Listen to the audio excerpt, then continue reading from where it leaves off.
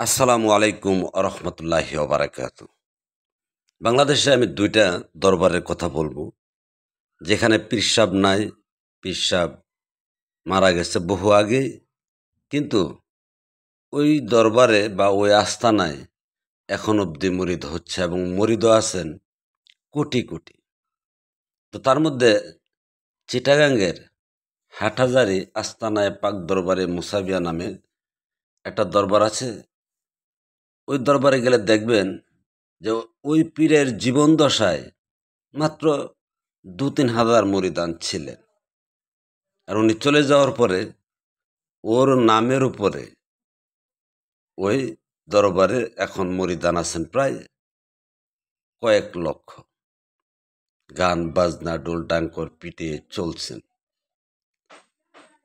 এরপরে যদি আসেন বাংলাদেশে একটা জনপ্রিয় প্রখ্যাত দরবার, আটরশি দরবার। আটরশি দরবারের কিন্তু কোনো পীর নেই, অথচ ওই যে পীর সাহেব মারা গেলেন, এর আগে যে ভিডিও করছেন, যে ভিডিও দিয়ে মানুষ মুরিদ করাচ্ছেন, ওই ভিডিও দিয়ে এখনো মুরিদ চলছে। আচ্ছা বলুন তো, মরা ব্যক্তি যদি মুরিদ করতে পারতেন, বায়াত করতে পারতেন, তাহলে নবী রাসূলের নামের উপরে কি বায়াত সবচেয়ে সুন্দর পবিত্র, তাই নয় কি? তো এই বিধানটা কি আদম আলাইহিস সালাম থেকে শুরু করে হযরত মুহাম্মদ মুস্তাফা সাল্লাল্লাহু আলাইহি ওয়াসাল্লাম কেউ কি রেখেছেন? রাখেনি। তাহলে ওই নবী রাসূলের দোহাই দিয়ে আমাদের এই বাংলাদেশের পীরেরা কি করে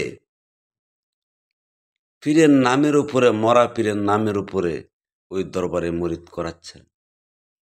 যাক, তারা না করাচ্ছেন তাদের স্বার্থে, তাদের দলবল বড় করার স্বার্থে, তাদের ইনকামের স্বার্থে, তাদের ব্যবসার স্বার্থে, কিন্তু পাবলিক, জনগণ গিয়ে কোথায় মুরিদ হচ্ছে?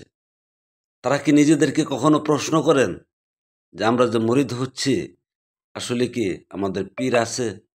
কারণ পীরের হাতে হাত রেখে বায়াত হওয়ার নির্দেশ কোরআনে, অথচ পীরই নেই। পীরই দুনিয়া থেকে চলে গেছে। সেখানে আমরা কার কাছে মুরিদ হচ্ছি? কোন হাত ধরে মুরিদ হচ্ছি? এখানে কি আমাদের মুরিদ হওয়া যায় কিনা? কারণ মুরিদ হতে হলে পীরের হাতে মুরিদ হতে হয়। এটা হলো পীর মুরিদির বিধান। যদিও রাসূলের হাতে বায়াত হওয়ার বিধান, কিন্তু পীর তো কখনোই রাসূল নয়। কারণ যুগে যুগে মহান রাব্বুল আলামিন কতিপয় ২ জন ৩ জন ১ জন নবী রাসূল প্রেরণ করেছেন। আর এই বাংলাদেশে যে লক্ষ লক্ষ পীর, তারা কারা? কারণ একটা দেশের লাগি আল্লাহ লক্ষ লক্ষ নবী রাসূল বা ১০-২০ জন ৪০ জন নবী রাসূল পৃথিবীর ইতিহাসে কোথাও দেয় নাই। তো এই সমস্ত প্রশ্ন সাধারণরা করতে পারে না। কিন্তু এই বাংলাদেশে কি না চলে? বিশেষ করে ধর্মের নামে কি না চলে?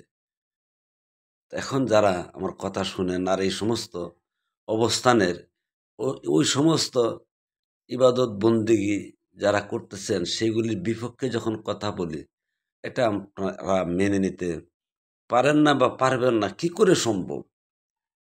কারণ আপনি তো মানতেছেন। তো সেই মান্যকারী লোকটা মিথ্যা যে মেনে চলতে পারতেছেন, সে সত্যকে কেন ধারণ করবেন? করা কি সম্ভব নয়?